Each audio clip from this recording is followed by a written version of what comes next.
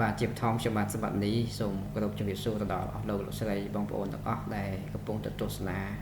អំពីការធ្វើឲ្យបង្ហាញរបស់ខ្ញុំ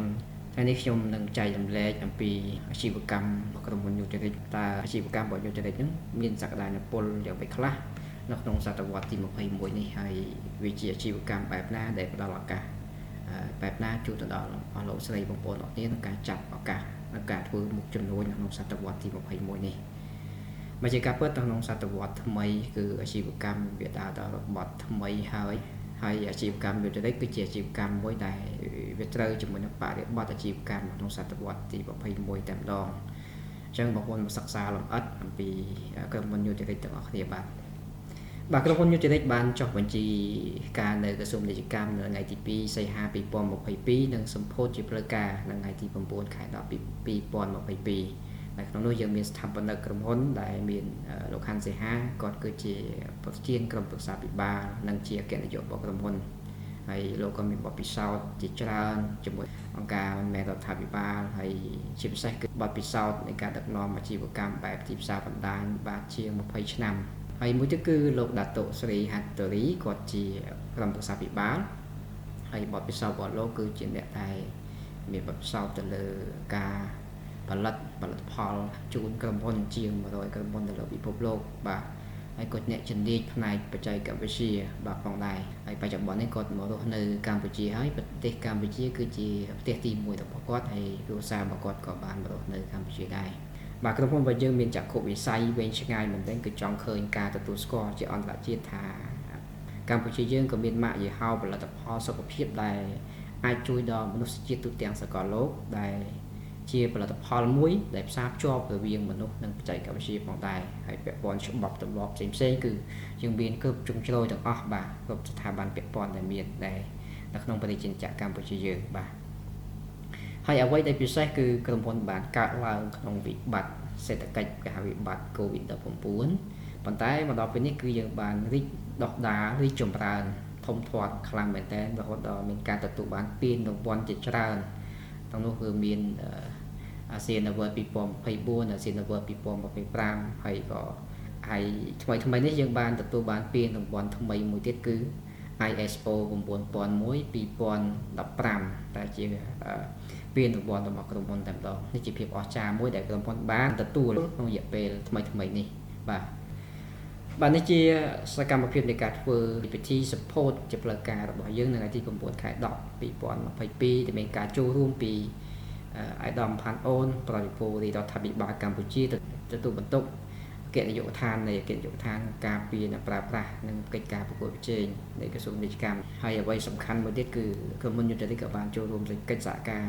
គណៈកម្មការប្រយុទ្ធប្រឆាំងផលិតផលคล้ายៗនៃក្រសួងមហាផ្ទៃដែលមានអាយដាមនៅលក្ខណៈបាទដែលបានគ្រប់គ្រងនិងជួយជំជ្រែងនិងផ្ដល់ជាអនុសាសន៍ជាច្រើនដល់ក្រុមហ៊ុនរបស់យើងដើម្បីកែសម្រួលឲ្យក្រុមហ៊ុនយើងកាន់តែមានភាពរឹងមាំល្អប្រសើរបន្តទៀតបាទហើយអ្វីដែលថ្មីនេះយើងបានចូលរួមកិច្ចសហការជាមួយនឹងក្រុមគ្រូពេទ្យស្ម័គ្រចិត្តរបស់តំហ៊ុនមនីឥឡូវក្នុងកំឡុងពេលដែលមានបញ្ហាសង្គ្រាមរវាងកម្ពុជាថៃបាទក្រុមគ្រូពេទ្យស្ម័គ្រចិត្តក៏បានចោះជួយដល់ប្រជាពលរដ្ឋដែលកំពុងតែភៀសសឹកក៏ដូចជាកងទ័ពហើយក៏ដូចជាជួយទៅដល់បញ្ហាស្បៀងទៅដល់ប្រជាពលរដ្ឋនៅកងទ័ពផងដែរហើយយើងចោះពិនិត្យព្យាបាលជូនប្រជាពលរដ្ឋដែលកំពុងភៀសសឹកក្នុងពេលបច្ចុប្បន្ននេះបាទ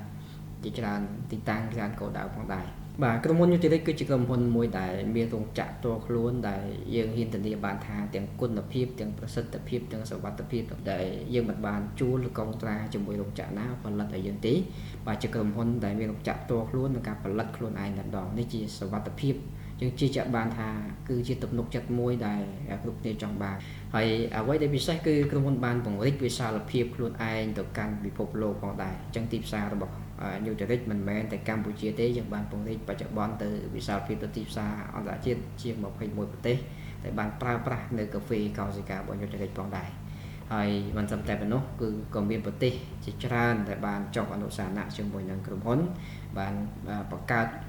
សាខាបាទរបស់ Nutrilite តាមបណ្ដាប្រទេសផ្សេងៗដូចជាប្រទេសភូមាទោះបីជាប្រទេសភូមាកំពុងតែមានសង្គ្រាមក៏ពិតមែនប៉ុន្តែភូមាក៏បានយកផលិតផលរបស់យើងទៅចាយនិងផ្សព្វផ្សាយក្នុងប្រទេសភូមាផងដែរហ ហើយអ្វីសំខាន់មួយទៀតនោះគឺប្រទេសវៀតណាមដែលជាប្រទេសដែលផលិតកាហ្វេលំដាប់លេខ2លើពិភពលោកតែហេតុផលអីដែលវៀតណាមគេមកយកកាហ្វេរបស់យើងទៅចែកចាយនិងផ្សព្វផ្សាយនៅក្នុងប្រទេសគេហើយផែនការរបស់វៀតណាមនេះគឺជាយាមផ្សព្វផ្សាយជាពិសេសគឺនៅក្នុងឆ្នាំ2026នេះគឺផែនការរបស់ខាងវៀតណាមគេពង្រីកទីផ្សារគ្រប់63ខេត្តតែម្ដងហើយជាពិសេសវៀតណាមគឺសុំកងត្រាពីសុំកងត្រារយៈពេលវែងជាមួយនឹងយុទ្ធសាស្ត្រគឺ20ឆ្នាំបាទបើសិនជារបស់យើងមិនពិតប្រាកដមិនច្បាស់លាស់ហើយគុណភាពមិនល្អទេគឺពិតប្រាកដណាស់គេមិនយកផលិតផលចេញទៅចែកចាយឬក៏ផ្សព្វផ្សាយនោះទេហើយអ្នកដែលមកសិក្សាទៅលើផលិតផលរបស់យើងសិតតែអ្នកជំនាញជាពិសេសគឺដុកទ័រជំនាញ6រូបដែលបានមកសិក្សាលើកាហ្វេយើងមុននឹងយកទៅផ្សព្វផ្សាយផងដែរហើយអ្វីដែលពិសេសនោះគឺពាក់ព័ន្ធជាមួយនឹងសហគមន៍អឺរ៉ុបបាទគឺមាន27ប្រទេសយើងបានផ្សព្វផ្សាយដល់សហគមន៍អឺរ៉ុបហើយចឹងនៅក្នុងច្បាប់សហគមន៍អឺរ៉ុបគឺមានភាពតឹងតែងខ្លាំងមែនតើបើប្រទេសណាមួយមិនមានការអនុញ្ញាតទេគឺ27ប្រទេសនេះគឺមិនអាចចូលបានទេចឹងបច្ចុប្បន្ននេះយើងបានពង្រីកទីផ្សារទៅដល់សហគមន៍អឺរ៉ុបហើយបាទហើយនេះជាសកម្មភាពកម្រិតភាពនៃកំពុងខួប2ឆ្នាំដែលយើងធ្វើនៅក្នុងនៅក្រសួងដែនដីនគររូបនីយកម្មបាទនៅសំណង់ហើយយើងក៏មានសកម្មភាពនៃការប្រជុំថ្នាក់ដឹកនាំនៃកម្មវិធីប្រដៅទៅដល់ដៃគូអាជីវកម្មជាច្រើនដែលបានចូលរួមជាមួយនឹងក្រុមហ៊ុនបាទពេលដែលគាត់បានចូលរួមធ្វើអាជីវកម្មជាមួយក្រុមហ៊ុនយើងនឹងមានកិច្ចប្រជុំក៏ដូចជាមានកម្មវិធីប្រដៅឲ្យគាត់មានជំនាញវិជ្ជាជីវៈច្បាស់លាស់ក្នុងការធ្វើអាជីវកម្មជាមួយនឹងក្រុមហ៊ុនផងដែរហើយយើងក៏មានសកម្មភាពចូលរួមអនុវត្តគម្រោងជាមួយនឹងអាជ្ញាធរដែនដីបាទជាពិសេសគឺអាជ្ញាធរមូលដ្ឋានគ្រប់ខេត្តក្រុងទាំងអស់បច្ចុប្បន្នយើងធ្វើច្រើនខេត្តក្រុងមែនទែនបាទហើយមានការគ្រប់គ្រងជាមួយនឹងគម្រោងរបស់យើងដែលបានចុះទៅអនុវត្តផ្ទាល់ជាមួយនឹងអាជ្ញាធរដែនដីផងដែរបាទហើយជាស្ដែងយើងមកមើលព័ត៌មានសុខភាពទូទៅដែលកើតឡើងក្នុងប្រទេសយើងដែលមានការចាប់អារម្មណ៍យ៉ាងខ្លាំងចំពោះគម្រោងរបស់យើងហេតុផលអីដែលអាជ្ញាធរដែនដីគាត់ចាប់អារម្មណ៍ជាមួយនឹងគម្រោងរបស់យើងបាទដោយសារតែកត្តានៃព័ត៌មានទៅលើបញ្ហាសុខភាពនេះឯងបាទសារកត្តាសុខភាពនេះគឺមានផលប៉ះពាល់យ៉ាងខ្លាំងជាពិសេសគឺបច្ចុប្បន្ននេះគេហៅថាជំងឺដែលសម្លាប់មនុស្សដោយមិនមានបទក្រិតរបាយការណ៍អង្គការសុខភាពពិភពលោកក៏បានប្រកាសអំពីឃាតកំពូលឃាតករទាំង10ដែលបានសម្លាប់មនុស្សជំងឺឆ្លងដែលធ្វើឲ្យមនុស្សប្រមាណជា41លាននាក់បាទស្លាប់ជារៀងរាល់ឆ្នាំគឺស្មើនឹង 71% នៃករណីស្លាប់ទាំងអស់នៅលើពិភពលោកផងដែរនេះជាផលប៉ះពាល់យ៉ាងធ្ងន់ធ្ងរទៅដល់សង្គមជាតិក៏ដូចជាពិភពលោកផងដែរហើយយើងមកមើលរបាយការណ៍ពាក់ព័ន្ធជាមួយនឹងរបាយការណ៍របស់ពិភពលោកបានផ្សព្វផ្សាយថាម្នាក់ក្នុងចំណោម2នាក់ដែលកំពុងរស់នៅជាមួយជំងឺទឹកនោមផ្អែមបងប្អូនដឹងទេថារបាយការណ៍ពិភពលោកគេបានផ្សព្វផ្សាយនេះគឺជារបាយការណ៍មួយដែលយើងបារម្ភថាទៅថ្ងៃអនាគតបើសិនជាមនុស្សនៅលើពិភពលោកមិនមានការថែទាំសុខភាពឲ្យបានល្អមិនមានការគ្រប់គ្រងរបបអាហារឲ្យបានល្អទេនោះនឹងមានផលប៉ះពាល់យ៉ាងធ្ងន់ធ្ងរទៅដល់សុខភាពជាពិសេសគឺការកើតឡើងនៃជំងឺមិនឆ្លងតែម្ដងបាទហើយរបាយការណ៍នៅក្នុងប្រទេសរបស់យើងក៏យើងមានឃើញថាមិនមែនតែមនុស្សចាស់ទេដែលកើតជំងឺទឹកនោមផ្អែមសូម្បីតែក្មេងក៏កើតជំងឺទឹកនោមផ្អែមច្រើនដែរដូចជារបាយការណ៍របស់មន្ទីរពេទ្យគន្ធអភាបានរកឃើញកុមារជិត700នាក់កំពុងតែមានជំងឺទឹកនោមផ្អែមនេះជាការបារម្ភយ៉ាងខ្លាំងរបស់យើងទាំងអស់គ្នាក៏ដូចជារាជរដ្ឋាភិបាលកម្ពុជាដែរទៅលើក្មេងៗពួកក្មេងគឺជាទំពាំងស្នងរស័យបើសិនជាយើងមិនមានការថែទាំមិនមានការគ្រប់គ្រងទៅលើរបបអាហារឬក៏ការប្រើប្រាស់នៅគ្រឿងកំប៉ុងភេសជ្ជៈជាច្រើននៅលើទីផ្សារនោះទេបងប្អូននឹងប្រឈមមុខហើយប៉ះពាល់ដល់សុខភាពរបស់ក្មេងៗហើយប៉ះពាល់ដល់ទំពាំងស្នងរស័យរបស់យើងផងដែរបាទហើយយើងក៏ឃើញថារបាយការណ៍របស់ក្រសួងសុខាភិបាលរបស់យើងក៏មានការផ្សព្វផ្សាយដែលយើងឃើញថារវាងឆ្នាំ2023-2024ករណីទឹកនោមផ្អែមនេះមានការកើនឡើងខ្លាំងរហូតដល់ 59.18% វាស្មើនឹងការកើនឡើងពីទិន្នន័យ 14668 ករណីរហូតឡើងទៅដល់ 230000 បាទ 0279 ករណីនៅក្នុងឆ្នាំ2024នេះអញ្ចឹងមានថាចំពោះរបាយការណ៍នេះយើងឃើញថាការកើនឡើងនៃជំងឺទឹកនោមផ្អែមមានការកើនឡើងរហូតដល់ 59% ដោយនេះជារបាយការណ៍របស់ក្រសួងសុខាភិបាលចុះ មានបងប្អូនខ្លះដែលគាត់មានបញ្ហាសុខភាពគាត់អត់ដែរទៅបណ្ឌិតអត់ដែរទៅពេទ្យអត់ដែរទៅមណ្ឌលសុខភាពតើមនុស្សប្រមាណអ្នកដែលកំពុងតែមានបញ្ហាសុខភាពនៅខាងក្រៅបន្ថែមទៀតហើយមិនត្រឹមតែប៉ុណ្ណោះយើងមានឃើញរបាយការណ៍ពាក់ព័ន្ធជាមួយការឡើងសម្ពាធឈាមនិងជំងឺសរសៃឈាមបេះដូងយើងឃើញថារបាយការណ៍មានការកើនឡើងខ្លាំងពី 21% ឡើងមក 29% បាទពី33,000 នាក់មកឡើងមក 40,000 នាក់ហើយយើងក៏ឃើញថាជំងឺមួយទៀតដែលជាការបារម្ភរបស់រាជរដ្ឋាភិបាលបន្ថែមទៀតនោះគឺជំងឺមហារីកដែលមានការកើនឡើងរហូតដល់ 87% នឹងបើធៀបជាមួយនឹងឆ្នាំ2023ចាប់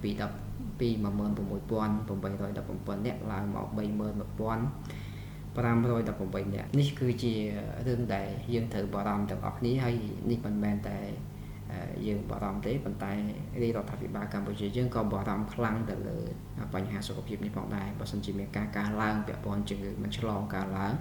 វាក៏ជាបន្ទុករបស់រាជរដ្ឋាភិបាលកម្ពុជាយើងរាជរដ្ឋាភិបាលកម្ពុជានឹងចំណាយថវិកាច្រើនទៅលើបញ្ហាការថែទាំសុខភាពនេះជូនប្រជាពលរដ្ឋទៅបីជាប្រជាពលរដ្ឋមានបសសក៏ដោយមានបានកៃក្រៅក៏ដោយវាធ្វើមានផលប៉ះពាល់មួយចំនួនទៅដល់ថវិកាក្នុងការអភិវឌ្ឍគម្រោងថ្នាក់ក្រោមជាតិផងដែរបាទកត្តាដែលធ្វើឲ្យមានផលប៉ះពាល់ទៅដល់សុខភាពបាទរបស់ប្រជាពលរដ្ឋគឺជាកត្តាសំខាន់មួយដែលបងប្អូនត្រូវសិក្សាស្វែងយល់បាទទាំងអស់គ្នាទីមួយគឺកត្តាដែលយើងគេងមិនគ្រប់គ្រាន់បាទគេងមិនគ្រប់គ្រាន់គេងយប់ជ្រៅពេកកត្តាបរិយាកាសកត្តាវាកាត់កែសម្ផស្សបាទបងប្អូនប្រើប្រាស់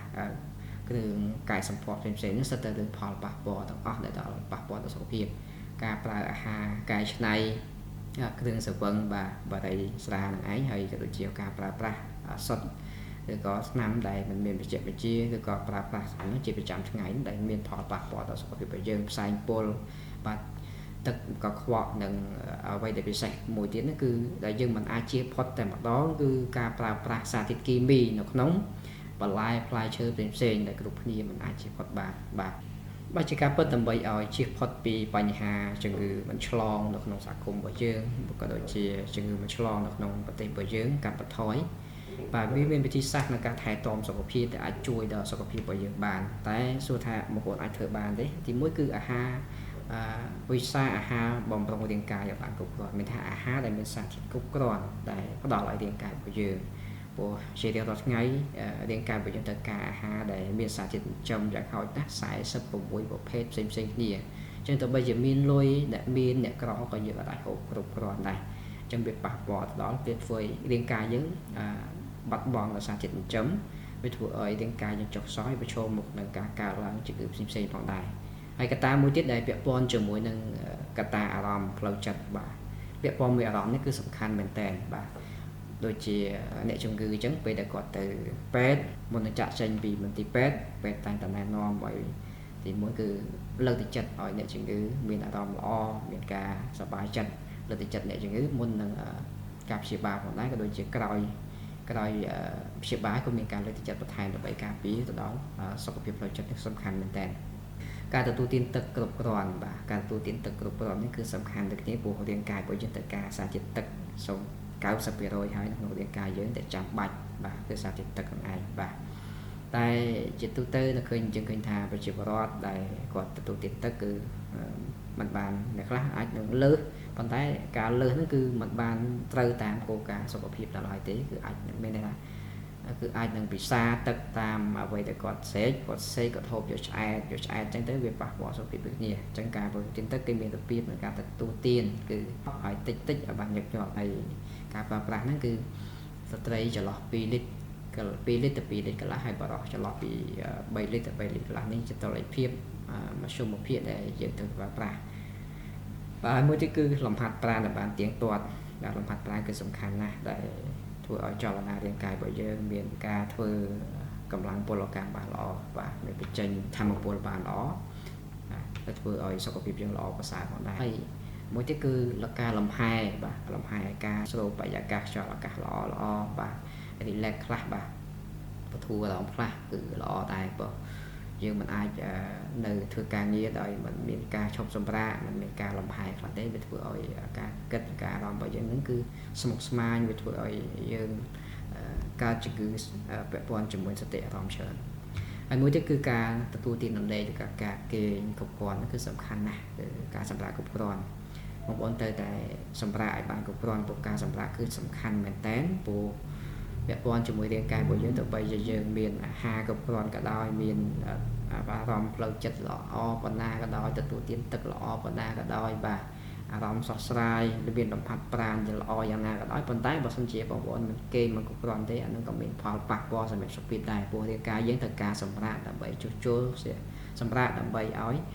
សុខភាពរបស់យើងនឹងចាប់ផ្ដើមប្រសើរត្រឡប់មកវិញបាទអញ្ចឹងបងប្អូនដឹងហើយថាជំងឺ NCD ជាជំងឺមួយដែលកើតឡើងដោយសារតែរបបអាហារបាទអារម្មណ៍បាទការទទួលទានទឹកមិនគ្រប់គ្រាន់អត់មានលំហាត់ប្រាណការគេងមិនគ្រប់គ្រាន់ទាំងអស់នេះទៅមានផលប៉ះពាល់សម្រាប់សុខភាពតែកត្តាដែលចាំបាច់នៅក្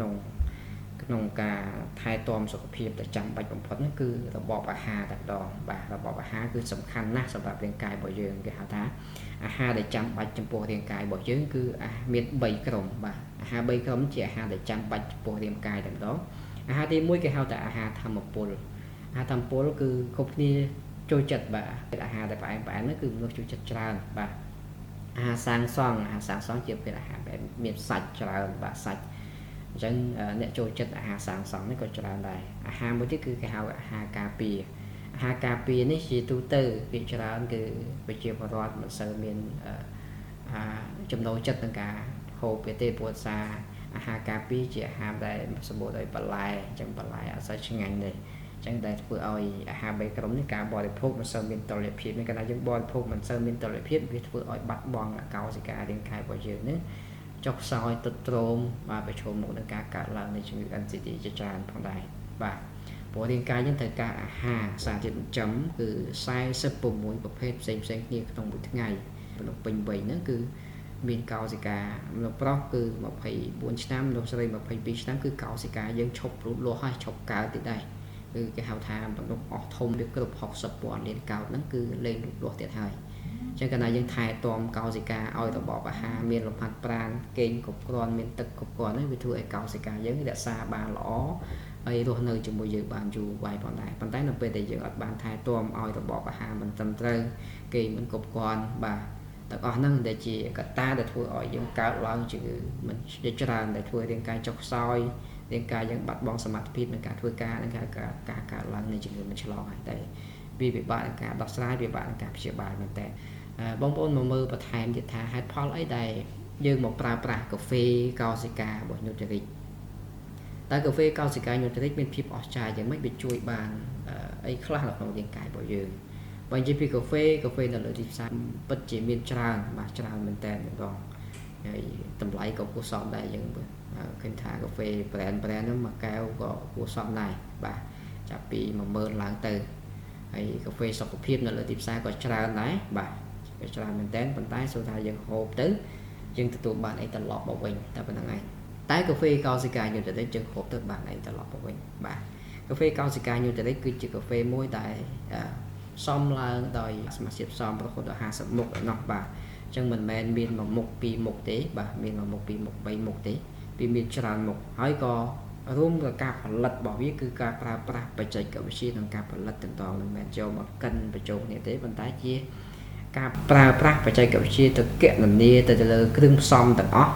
ដើម្បីយកសារធាតុសំខាន់នៅក្នុងសមាសភាពផ្សំទាំង50មុខដកយកតែសារធាតុសំខាន់ណាដែលចាំបាច់ចំពោះរាងកាយត្រូវជាមួយនឹងកោសិកាអាហារដែលកោសិកាត្រូវការហើយជាអាហារដែលឆ្លាតវៃអាហារដែលមានសមត្ថភាពដែលជ្រាបចូលក្នុងកោសិកាបានល្អបានលឿនហើយជាពិសេសគឺជាអាហារដែលមិនមានផលប៉ះពាល់ទៅដល់រាងកាយតែម្ដងធ្វើម៉េចឲ្យត្រូវជាមួយនឹងកោសិការបស់មនុស្សយើងតែម្ដងនេះជាអាហារកោសិការបស់យើងផលិតតាមរូបមន្តនៃបច្ចេកវិទ្យាបច្ចុប្បន្ននេះយើងប្រើបច្ចេកវិទ្យារហូតដល់6បច្ចេកវិទ្យាបាទ6បច្ចេកវិទ្យានោះមិនមែនតែ1មិនមែនតែ2មិនមែនតែ3ទេបាទកន្លងមកយើងមាន3បច្ចេកវិទ្យាដែលក្នុងនោះមាន Quantum AI មាន Advanced Organic មាន Nano Nutrition ប៉ុន្តែឥឡូវនេះយើងបន្ថែមបច្ចេកវិទ្យា3បញ្ចូលទៀតដែលដើមឆ្នាំនេះយើងនឹងចាប់ដើមបញ្ចូលបច្ចេកវិទ្យានេះចូលនៅក្នុងកាហ្វេរបស់យើងតែម្ដងបាទហើយក្នុងនោះគឺយើងមានកាហ្វេបាទកាហ្វេយើងប្រើប្រភេទកាហ្វេ aroma ដែលយើងបានដកកាហ្វេ in ចេញអស់ហើយអញ្ចឹងសម្រាប់ការប្រើប្រាស់អញ្ចឹងបងប្អូនមិនចាំបាច់បារម្ភទេយើងអត់មានកាហ្វេ in ទេសម្រាប់ការប្រើប្រាស់បងប្អូនអាចប្រើបានគ្រប់វ័យបាទក្មេងក៏ប្រើបានតែមានពេកពោះក៏ប្រើបាន ឆ្លងតលេហើយក៏ប្រើបានដែរអញ្ចឹងមិនមានផលប៉ះពាល់សម្រាប់បងប្អូនដែលកំពុងសម្រាប់ព្យាបាលក្នុងមន្ទីរពេទ្យក៏អាចប្រើបានដែរអញ្ចឹងមិនមានផលប៉ះពាល់ទេបាទចឹងនៅក្នុងនោះគឺមានអត្ថប្រយោជន៍ជាច្រើនដែលយើងមានពីរុក្ខាឱសថដែលមានតម្លៃថ្លៃគឺស្ដេចផ្សិតដោះខ្លាគឺមានសមត្ថភាពក្នុងការទៅជួយប្រឆាំងជាមួយនឹងជំងឺមហារីកបាទប្រឆាំងជាមួយនឹងភាពចាស់ជួយការពារសុខភាពឆ្អឹងបាទការពារសុខភាពពាក់ព័ន្ធជាមួយនឹងសរសៃឈាមបេះដូងបាទថ្លើមបញ្ហាសួតនិងប្រព័ន្ធភាពស៊ាំរបស់រាងកាយផងដែរហើយjustតែនៅក្នុងសម័យកាល COVID គេបានយកវាមកធ្វើជាគ្រឿងផ្សំដ៏សំខាន់មួយក្នុងថ្នាំព្យាបាលជំងឺ COVID-19 ជាពិសេសគឺថ្នាំព្យាបាលផ្លូវដង្ហើមតែម្ដងនៅក្នុងប្រទេសម៉ាឡេស៊ីគេចាត់ទុកថាវាជារតនសម្បត្តិដែលមានតម្លៃមហាសាលរបស់ប្រទេសម៉ាឡេស៊ីតែម្ដងហើយវាមានប្រវត្តិជាង400ឆ្នាំហើយក្នុងការដែលគេធ្លាប់យកមកវាមកផលិតជាឱសថក្នុងការព្យាបាលជំងឺដែលគេទទួលស្គាល់នៅលើពិភពលោកផងដែរបាទហើយជាក់ស្ដែងមួយទៀតគឺយើងមានប្រភេទសុកត្រីសាម៉ុនឬក៏គេហៅថាកន្សោមត្រីសាម៉ុនឬក៏គេហៅថា Salmon placenta ដែលវាមានសមត្ថភាពក្នុងការជួយទៅដល់រាងកាយយើងបានល្អមែនទែនជួយទៅលើឆ្អឹងលើស្បែកលើសន្លាក់ថ្លើមពោះវៀនបាទបញ្ហាសក់បាទសុខភាពបេះដូងសរសៃឈាមស្បូនខួរក្បាលនិងពង្រឹងប្រព័ន្ធភាពស៊ាំរបស់រាងកាយផងដែរជាពិសេសគឺបញ្ហាស្ត្រីបញ្ហាស្បូនហ្នឹងគឺសំខាន់មែនតើបាទហើយស្បែកបងប្អូនដែលប្រើប្រាស់កាហ្វេកោសិកាយ៉ាងនេះធ្វើឲ្យស្បែកភ្លឺថ្លាស្អាតបាទហើយយើងក៏មានប្រភេទតង្កូវទេវតាគេឬក៏គេហៅថា cordyceps នេះគឺវាមានសមត្ថភាពជួយទៅដល់ការគ្រប់គ្រងជំងឺទឹកនោមផ្អែមប្រភេទ2បាទជួយដល់បញ្ហាសុខភាពនៃតម្រងនោមបាទកាប់ថយពពុះជាតិខ្លាញ់កូលេស្តេរ៉ុលហ្នឹងបាទប្រឆាំងជាមួយបញ្ហារលាកបាទជំងឺហឺតហើយជាពិសេសគឺជួយទៅដល់សុខភាពបាទប្រព័ន្ធគ្រឿងក្នុងរបស់យើងបេះដូងកលៀនថ្លើមសួតរបស់យើងគឺខ្លាំងមែនតើហើយមានប្រសិទ្ធភាពប្រឆាំងនឹងភាពចាស់បាទភាពចាស់ហើយនេះគឺប្រឆាំងជាមួយពពុះអុកស៊ីតកម្មពង្រឹងប្រព័ន្ធភាពស៊ាំហើយជាពិសេសគឺពង្រឹងដល់មុខងារខួរក្បាលនិងចំណង់ផ្លូវភេទផងដែរបាទហើយប្រឆាំងនឹងកោសិកាបាទមហារីកនិងដុំគីបាទក៏ពិតជារុក្ខាឱសថដែលមានតម្លៃថ្លៃមួយដែលនៅក្នុងប្រទេសចិនគេមានប្រវត្តិនៃការកកើតមកគឺបាទគេប្រើប្រាស់តែក្នុងរាជវង្សរបស់ស្ដេចទេបាទគឺប្រើសម្រាប់តែរាជវង្សស្ដេចទេសម្រាប់ប្រទេសគេមិនអាចប្រើបានទេបាទហើយវាមានតម្លៃថ្លៃហើយបច្ចុប្បន្ននេះគេមានការដាក់លក់ជាទូទៅបាទជាសាធារណៈហើយប៉ុន្តែវាមានតម្លៃថ្លៃបាទតម្លៃថ្លៃតែមនុស្សទូទៅមិនអាចមានសមត្ថភាពក្នុងការទិញយកមកប្រើប្រាស់ទេប៉ុន្តែបច្ចុប្បន្នយើងបានកម្បាញបញ្ចូលសារធាតុសមាសភាពផ្សំដែលមានតម្លៃថ្លៃនេះក្នុងកាហ្វេកោសិកាញូទ្រីករបស់យើងតែម្ដងអញ្ចឹងបងប្អូនដែលចង់ទទួលទានគឺមាននៅក្នុងកាហ្វេកោសិកាញូទ្រីកបាទហើយក្នុងនោះយើងមានខ្ញីខ្មៅបាទខ្ញីខ្មៅក៏ជាប្រព័ន្ធរុក្ខាឱសថរបស់ខ្មែរយើងដែរតែវាអាចជួយទៅដល់ចំណង់ផ្លូវភេទបាទសម្រួលដល់អរម៉ូនភេទរបស់យើងបានល្អហើយក៏ជួយទប់ស្កាត់បាទសម្រាប់ពពុះកោសិកាមហារីកដែលកើតឡើងក្នុងរាងកាយរបស់យើងវាមានសមត្ថភាពទៅជួយពាក់ព័ន្ធនឹងកោសិកាមហាប្រឆាំងជាមួយកោសិកាមហារីកទប់ស្កាត់បញ្ហាជំងឺទៅលើបញ្ហាពុះឆ្អឹងដុំសាច់បាទសន្លាក់បាទពាក់ព័ន្ធជាមួយគ្រប់គ្រងកម្រិតជាតិស្ករក្នុងឈាមទប់ស្កាត់ជំងឺទឹកនោមផ្អែមបញ្ហាសម្រួលដល់ចលនាបេះដូងសរសៃឈាមខួរក្បាលនិងប្រព័ន្ធរបៀងអាហារជាពិសេសគឺថ្លើមបំពេងតម្រងនោមរបស់យើងបាទអញ្ចឹងវាសម្បូរទៅដោយសារធាតុ bioflavonoid ដែលត្រូវបានគេប្រើប្រាស់សម្រាប់ព្យាបាលនឹងជំងឺមួយចំនួនដូចជាពាក់ព័ន្ធជំងឺ herd allergy បាទនៃដកកន្ទុយថ្លែងខ្សោយសាច់ដុំបាទឈឺមួយចំហៀងក្បាលក៏រលាកកាពះបាទពោះវៀនរ៉ាំរ៉ៃបេះដូងលើឈាមបាទស្លាប់មួយចំហៀងខ្លួននិងបញ្ហាជំងឺបេះដូងជាដើមបាទចឹងវាមានសមត្ថភាពជួយបានចាំងពាក់ព័ន្ធvớiខ្ចីខ្មៅនេះសាហ្វ្រ៉ននេះក៏វាមានសមត្ថភាពក្នុងការជួយប្រឆាំងនឹងការពារជំងឺមហារីកផងដែរអ្វីដែលសំខាន់មួយទៀតគឺពាក់ព័ន្ធជាមួយនឹងការបន្តការជិះចាប់ពេលមករដូវសម្រាប់ស្ត្រីដែលប្រើប្រាស់គឺជួយបានច្រើនបាទពាក់ព័ន្ធស្ត្រីមានបញ្ហាការរដូវមិនទៀងទាត់រដូវជិះចាប់ពេលមករដូវគឺល្អមែនតើជាពិសេសគឺជារុក្ខាឱសថមួយដែលជួយទៅដល់ប្រព័ន្ធសរសៃឈាមប្រព័ន្ធសរសៃឈាមសម្រួលដល់ប្រព័ន្ធសរសៃឈាមបានល្អបាទសម្រាប់បងប្អូនដែរបញ្ហាសរសៃឈាមតើមិនស្រួលតើមិនល្អគឺជួយទៅដល់ វាអាចជួយដល់សម្រួលបញ្ហានឹងបានល្អមែនតើបាទហើយក្នុងនោះដែរយើងមានប្រភេទ score ដែលជាប្រភេទ score អំពើខ្មៅគឺគេហៅ score nano ដែលយើងចម្បាញ់ចេញពីអំពើខ្មៅហ្នឹង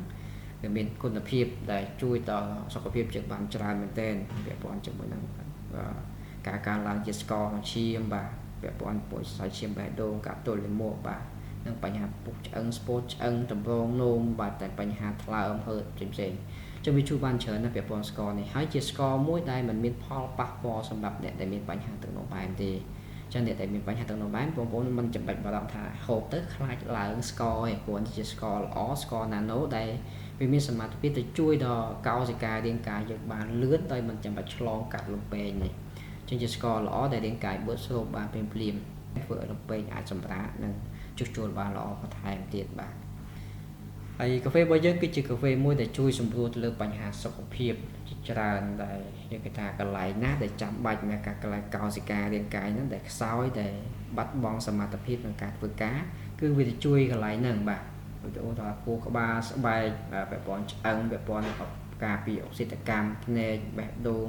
ព័ន្ធភាពផ្សាមលំពេងទាំងអស់ហ្នឹងមានតែកន្លែងណាដែលរាងកាយយើងមានមុខងារចុះខ្សោយរាងកាយរបស់យើងកោសិកាយើងចុះខ្សោយវាទៅជួយកន្លែងហ្នឹងវាទៅពង្រឹងកន្លែងហ្នឹងធ្វើឲ្យកោសិកាយើងមានសមត្ថភាពក្នុងការធ្វើការតាមមុខងាររបស់កោសិកាមួយត្រឡប់មកប្រសើរឡើងវិញបាទនេះជាភាពអស្ចារ្យរបស់កាហ្វេរបស់យើងបាទហើយគុណសម្បត្តិទាំង5របស់កាហ្វេរបស់យើងបាទទីមួយគឺអាចជួយសម្អាតលាងសម្អាតជាតិពុលក្នុងរាងកាយរបស់យើងបានល្អជាការពិតនៅក្នុងរាងកាយរបស់យើងពោពេញដោយជាតិពុលជាតិគីមីនិងសារធាតុប៉ះពាល់ជាច្រើនសារធាតុមិនល្អជាច្រើនក្នុងរាងកាយយើងតែសន្សំទុកជាច្រើនឆ្នាំអញ្ចឹងយើងអត់ដែលបានលាងសម្អាតវាទេអញ្ចឹងបងប្អូនប្រើប្រាស់កាហ្វេកោសិកា Nutrilite នេះវាអាចជួយលាងសម្អាតសារធាតុពុលសារធាតុកខ្វក់នៅក្នុងសរសៃឈាមយើងបានល្អប្រសើរត្រឡប់មកវិញផងដែរហើយយើងធ្លាប់មានបទពិសោធន៍អ្នកដែលមានជាតិពុលកើនឡើងក៏ប្រើប្រាស់ទៅយើងឃើញថាការធ្វើតេស្ត2ខែ3ខែ4ខែត្រឡប់វិញអាសារធាតុពុលក្នុងរាងកាយយើងកាប់បន្ថយនិងប្រសើរឡើងបាទរហូតដល់អត់មានសារធាតុពុលក្នុងរាងកាយផងដែរហើយទី2គឺអាចជួយបំពន់និងជួសជុលកោសិកាចាស់យើងត្រឡប់មកវិញមានន័យថាទៅពេញបន្ថែមនៅរាងកាយកោសិការបស់យើងដែលខ្វះខាតកន្លែងណាដែលបាត់បង់សមត្ថភាពក្នុងការធ្វើការទៅជួសជុលត្រឡប់មកឲ្យធ្វើឲ្យកោសិកាចាស់ត្រឡប់មកល្អប្រសើរវិញអាចមានសមត្ថភាពក្នុងការធ្វើការល្អប្រសើរត្រឡប់មកវិញហើយទី3គឺជួយបង្កើនអុកស៊ីសែននិងរបបឈាមរត់នៅក្នុងរាងកាយរបស់យើងបានល្អជាការពិតនៅក្នុងរាងកាយរបស់យើងគឺត្រូវការអុកស៊ីសែនជាចាំបាច់នៅក្នុងរាងកាយទាំងតងហើយមួយទៀតគឺសម្រួលដល់របបឈាមរត់នៅក្នុងរាងកាយយើងប្រៀបដូចជាតួម៉ាស៊ីនមួយដែលវាខុសពីគ្រឿងម៉ាស៊ីនឡាននេះដែលមានប្រេងរត់ល្អសរសៃឈាមយើងកាលណាសរសៃឈាមយើងមានឈាមរត់ល្អទៅចិញ្ចឹមគ្រប់ផ្សាររាងកាយព្រោះសរសៃឈាមយើងប្រៀបដូចជាផ្លូវថ្នល់ដែលត្រូវការឲ្យឡានដឹកទំនិញទៅដល់គ្រប់ច្រកល្ហកទាំងអស់នៅក្នុងពិភពលោកហ្នឹងឯងអញ្ចឹងរាងកាយរបស់យើងអត់ខុសគ្នាទេគឺត្រូវការឈាម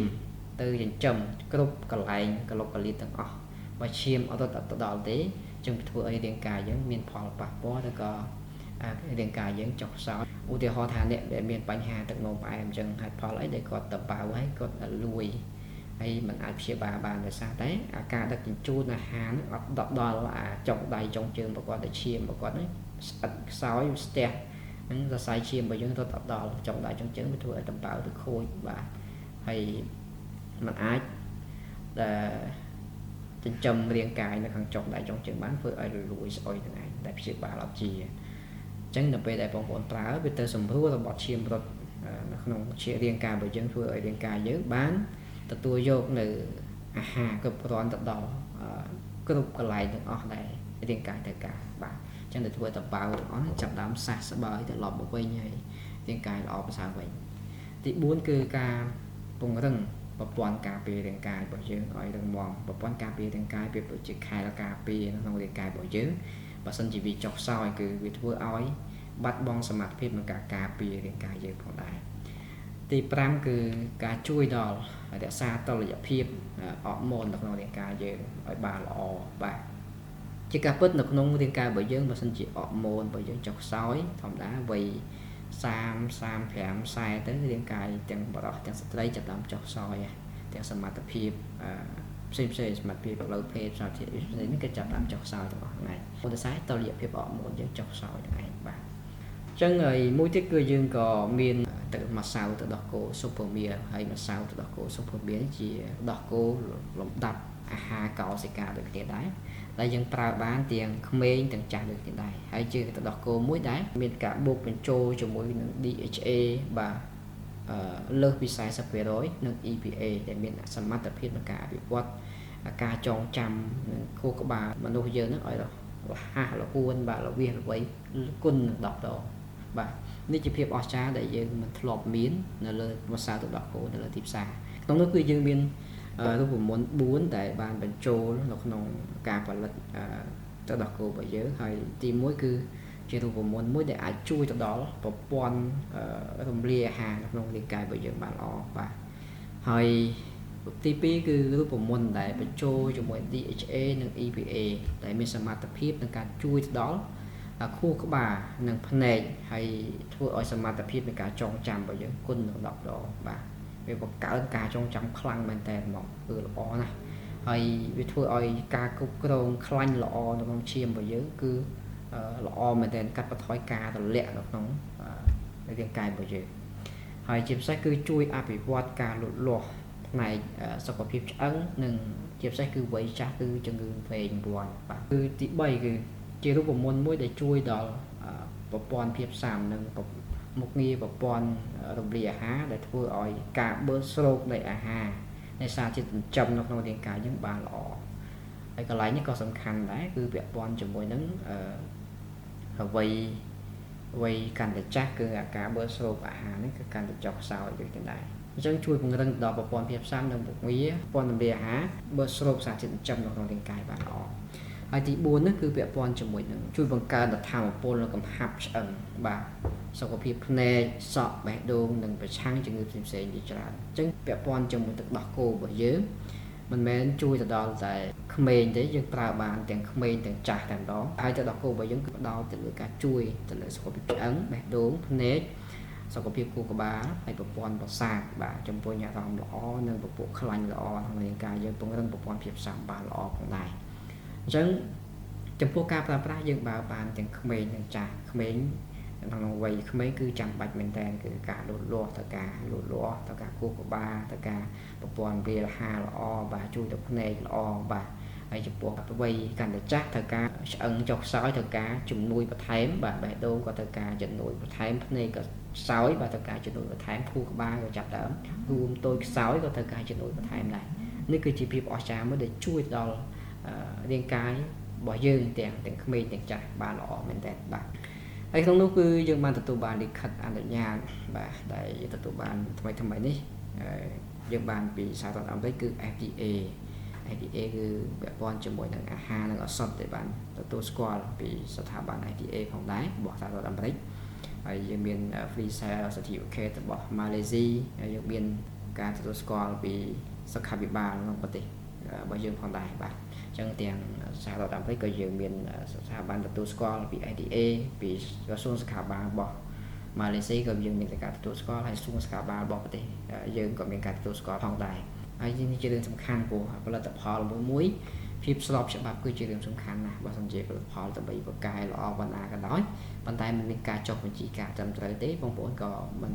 នមានសុវត្ថិភាពក្នុងការប្រើប្រាស់ដែរហើយយើងក៏មានការផលិតបាទទាំងកាហ្វេទឹកដោះគោនេះយើងប្រើដោយបច្ចេកវិទ្យាយើងបញ្ចូលបច្ចេកវិទ្យាទាំង6នឹងបញ្ចូលហើយអ្វីដែលពិសេសយើងទទួលបានស្ថាប័នទទួលស្គាល់គុណភាពទៅលើទាំងកាហ្វេទឹកដោះគោយើងរហូតដល់12ស្ថាប័នមានទាំង NAN GMO មាន BioGrow មាន Pharmaceutical មាន ISO បាទមានស្ថាប័នជាច្រើនទទួលស្គាល់តែផលិតផលជាច្រើននៅលើទីផ្សារកម្រមានណាស់កម្រមាននិយាយថាអត់មានតែម្ដងព្រោះស្ថាប័នទទួលស្គាល់គុណភាពគឺជាសុវត្ថិភាពក្នុងការប្រើប្រាស់តែម្ដងជាពិសេសគឺ BioGrow របស់ New Zealand ដែលបញ្ជាក់អំពីអាហារ organic អាហារដែលលើសពីធម្មជាតិទេជាអាហារដែលបងប្អូនប្រើប្រាស់ទៅមិនមានផលប៉ះពាល់សម្រាប់សុខភាពទេយើងប្រើរយៈពេលវែងក៏អីដែរព្រោះជាអាហារដែល organic អាហារបែបសរីរាង្គពិតប្រាកដហើយមួយទៀតគឺ Pharmaceutical grade នេះជាស្ថាប័នឱសថដែលទទួលស្គាល់ទៅលើ កាហ្វេរបស់យើងដែលបញ្ជាក់ពីការផលិតតាមស្តង់ដារឱសថយើងមិនផលិតសាមញ្ញទេបាទយើងផលិតតាមស្តង់ដារឱសថបាទអញ្ចឹងហើយឥឡូវយើងទទួលបាន ISO មួយទៀតយើងស្ថាប័នច្រើនទៀតបាទអញ្ចឹងបងប្អូនអាចសិក្សាបន្ថែមបានថាភាពច្បាស់លាស់ភាពប្រឹងមាំភាពល្អយ៉ាងណាដែលក្រុមហ៊ុនផ្សេងដែលគេអត់មានបាទហើយផលិតផលផ្សេងនៅលើទីផ្សារគេអត់មានបាទហើយយើងមានទាំងវិញ្ញាបនបត្រទទួលស្គាល់បាទយើងមិនដាក់តែ logo នៅលើប្រអប់ទេយើងមានស្ថាប័នទទួលស្គាល់ហ្នឹងគឺមានវិញ្ញាបនបត្រច្បាស់លាស់ដែលមានបញ្ជាក់ច្បាស់លាស់ដែលបងប្អូនមិនចាំបាច់បារម្ភទេបាទហើយអ្វីដែលសំខាន់មួយទៀតយើងទទួលបានពានរង្វាន់នៅចក្រភពអង់គ្លេស The Best Nutraceutical Brand of the Year ដែលជាកាហ្វេកម្រិត Nutraceutical អញ្ចឹង Nutraceutical ជាប្រភេទអាហារបូកមួយវិជ្ជសាស្ត្រព្រោះសម័យកាលនេះគេដើរដល់កម្រិតអាហារបូកមួយវិជ្ជសាស្ត្រហើយជាអាហារដែលអាចជួយដល់រាងកាយហើយជួយទប់ស្កាត់ការពារនិងដោះស្រាយបញ្ហាសុខភាពក្នុងរាងកាយយើងបានល្អអានេះគេហៅថាកម្រិតអាហារបូកជាមួយវិជ្ជសាស្ត្រកម្រិតចុងក្រោយដែលគេផលិតបានបាទនេះជាស្តង់ដារមន្ទីរពិសោធន៍ដែលផលិតលើគុណភាពរបស់កាហ្វេកោសិកាដូចជាដោះគោនិងផលិតផលរបស់ Nutrilite តែម្ដងយើងមានការឆ្លងកាត់ការពិសោធន៍ពីមន្ទីរពិសោធន៍ទាំងអស់នេះទីមួយគឺ Eurofin ដែលជាស្ថាប័នលំដាប់ពិភពលោកសហគមន៍អឺរ៉ុបគេទទួលស្គាល់លើគុណភាពតែម្ដងដែល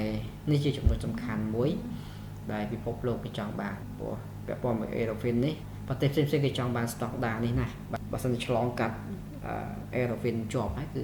ស្ថាប័នលើពិភពលោកគេទទួលស្គាល់តែម្ដងហើយមានស្ថាប័នជាច្រើនទៀតដែលបងប្អូនអាចសិក្សាបន្ថែមបានហើយយើងមាន certificate បញ្ជាក់ច្បាស់លាស់អំពីការឆ្លងកាត់នៃការធ្វើពិនិត្យទាំងអស់ផងដែរហើយនៅក្នុងមន្ទីរពិសោធន៍រោងចក្រយើងក៏មានច្រើនដំណាក់កាលដែរយើងមាន7ដំណាក់កាលនៃការធ្វើពិនិត្យទៅលើស្តង់ដារការផលិតគុណភាពទាំងអស់នេះជាភាពអស្ចារ្យដែលយើងទុកចិត្តបានតែម្ដងបាទអញ្ចឹងចំពោះមកដល់ពេលនេះយើងមិនមែនថាគុណភាពផលិតផលល្អប៉ុណ្ណាក៏ដោយបើសិនជាអត់មានសាក្សីអត់មានសមិទ្ធផលដែលប្រើប្រាស់ទៅបានផលទេនោះមានន័យថាយើងជឿអត់បានទេតែបើសិនជារយៈពេល2ឆ្នាំ3ឆ្នាំមកនេះការប្រើប្រាស់ផលិតផលរបស់យើងពឹងប្រើទៅទទួលបានសមិទ្ធផលជោគជ័យជាច្រើនមែនទែនបងដែលធ្វើឲ្យសម្បីតែអាជ្ញាធរដែនដីប្រជាពលរដ្ឋទូទាំងប្រទេសរបស់យើងមានការគាំទ្រទៅលើកាហ្វេរបស់យើងអញ្ចឹងនេះគឺជាសាក្សីដែលបានប្រើប្រាស់ជាអាដាមបណ្ឌិតសាស្ត្រាចារ្យអិនសិនត្រាគាត់ជាទីប្រឹក្សាក្រសួងមហាផ្ទៃនិងជាប្រធានក្រុមគ្រូពេទ្យស្ម័គ្រចិត្តបាទគាត់មានបញ្ហាសុខភាពគឺទឹកនោមផ្អែមដែលបញ្ហា HbA1c របស់គាត់ឡើងដល់ 14.2 បាទស្ករឡើងដល់200ជាងប៉ុន្តែបច្ចុប្បន្ននេះគាត់ប្រើប្រាស់កាហ្វេរបស់យើងរយៈពេលបាន3ខែហើយ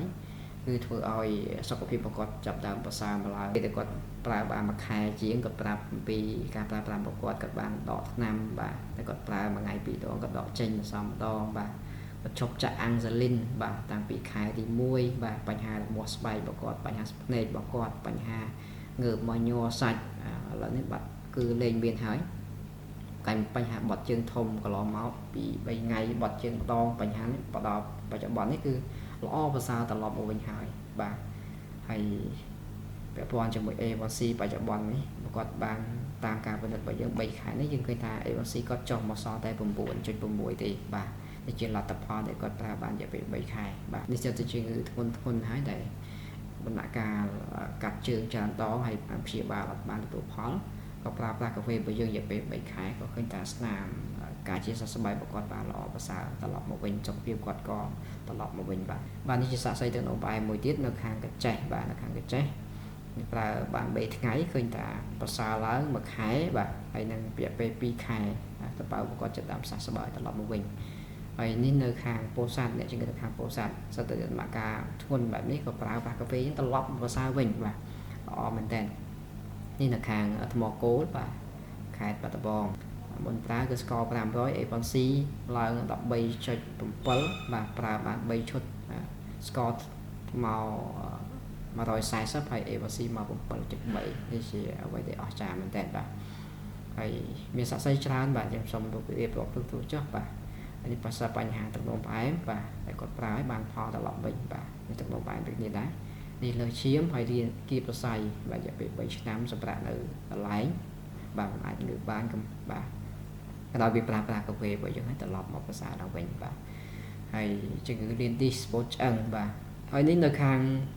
và bò sát thì thấy bà còn miền bánh hai chừng cần thao bà còn ngô thầm đó hay bánh hai là liệu suốt liệu có biệt tiết bà hay tận đại ca quát cứ miền chít bồ trà về cài bạn đọc chốt bà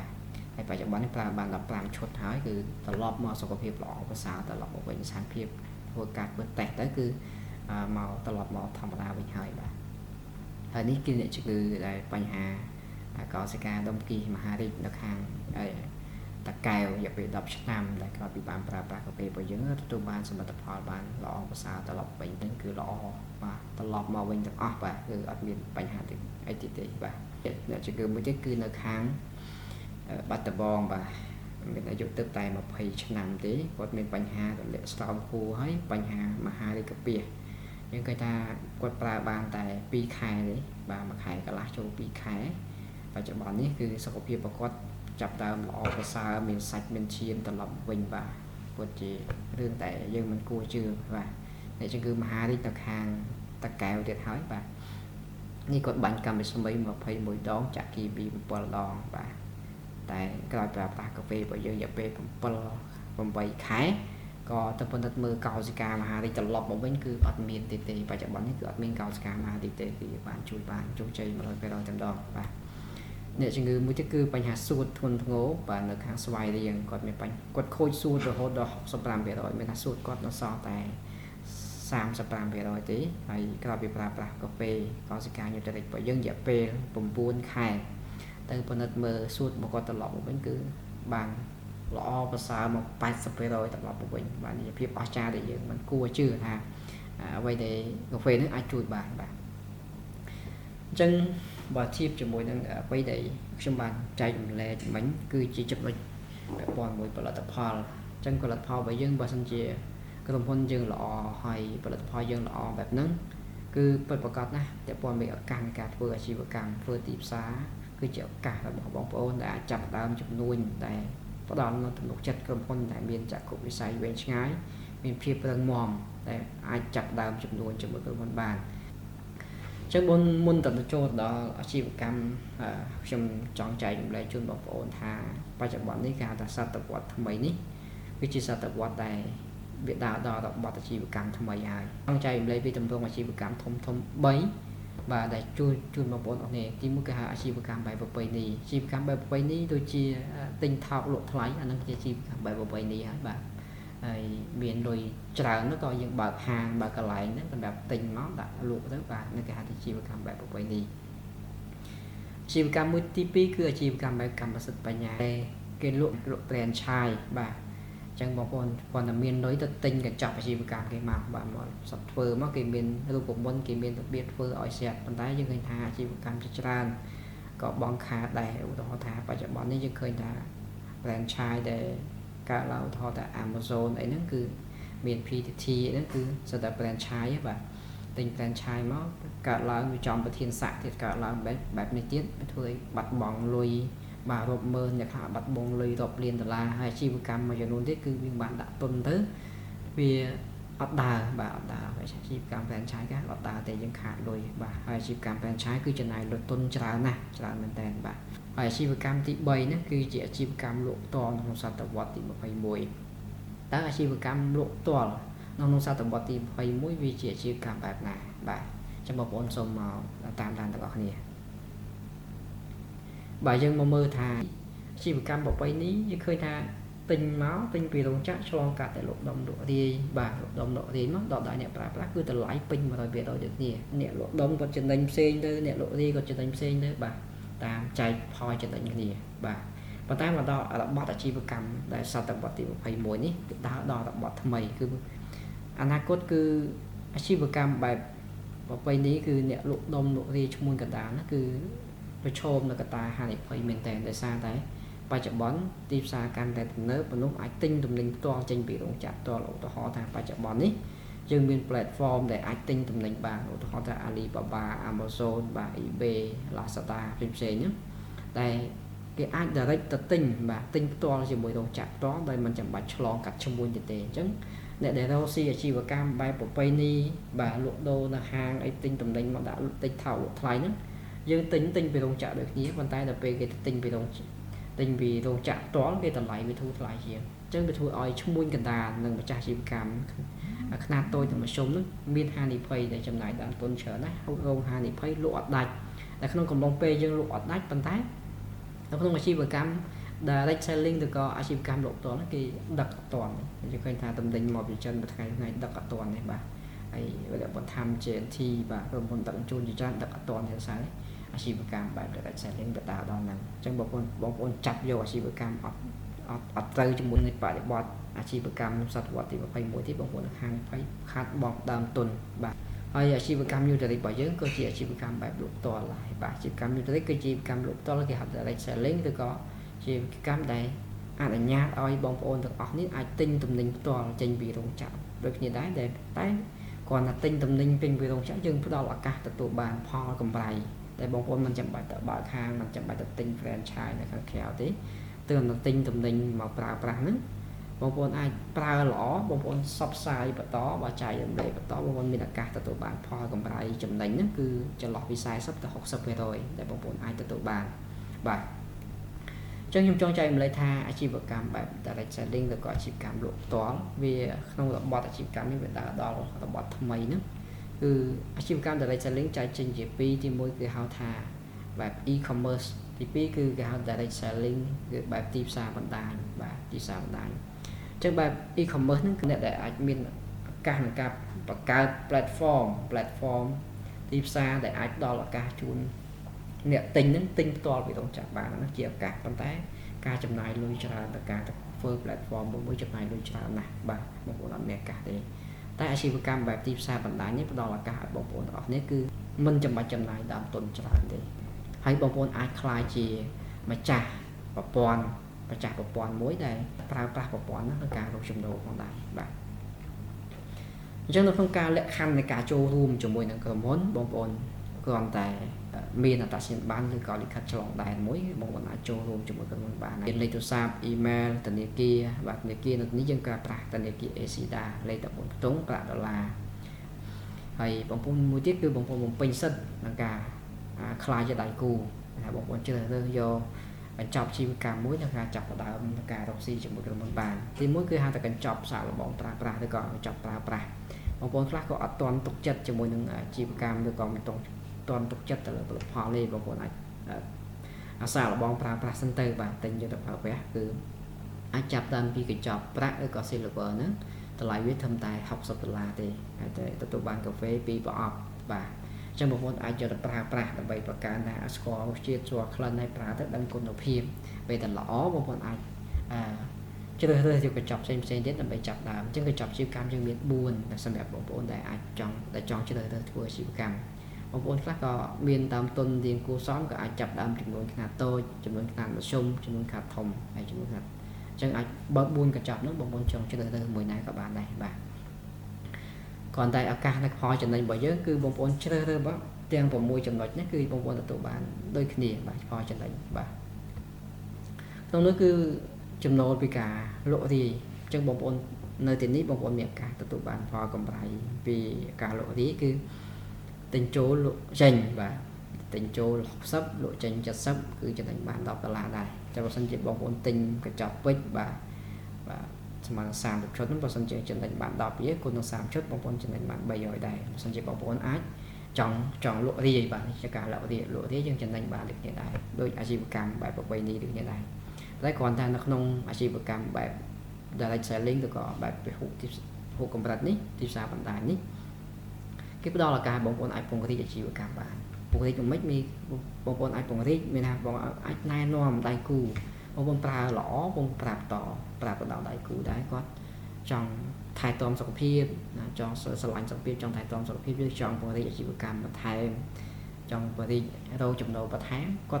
tinh xào bom pra tới bà tinh bị bỏ mà chọc silver nó chụp bằng là đài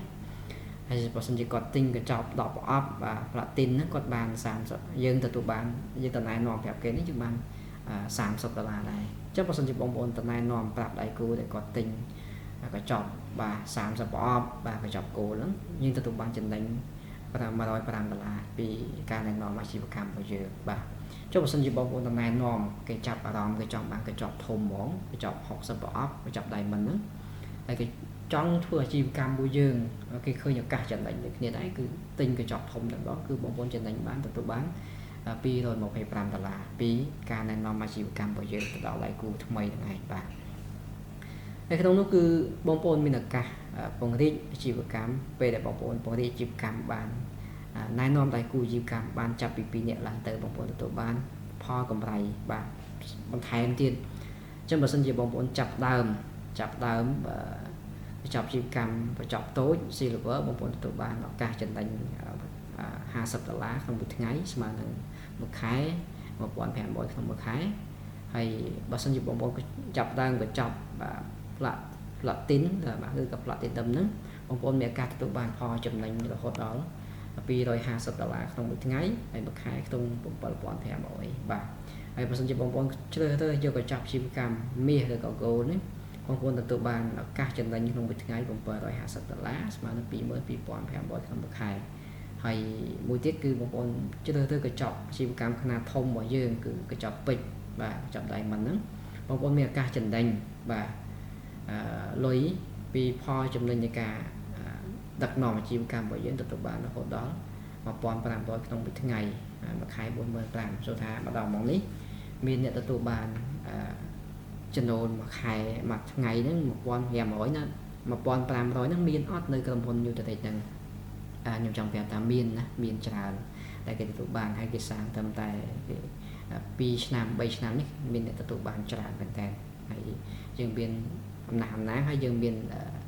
system បង្ហាញពិតប្រាកដមានទិន្នន័យពិតប្រាកដជូនបងប្អូនដែលចង់បានបាទអូខេហើយយើងទទួលបានប្រាក់រង្វាន់បន្ថែមមួយទៀតដែរប្រាក់រង្វាន់បន្ថែមគេថា RB Reward Bonus បន្ថែមបងប្អូនទទួលបានរហូតដល់20ជំនាន់ហើយក្នុង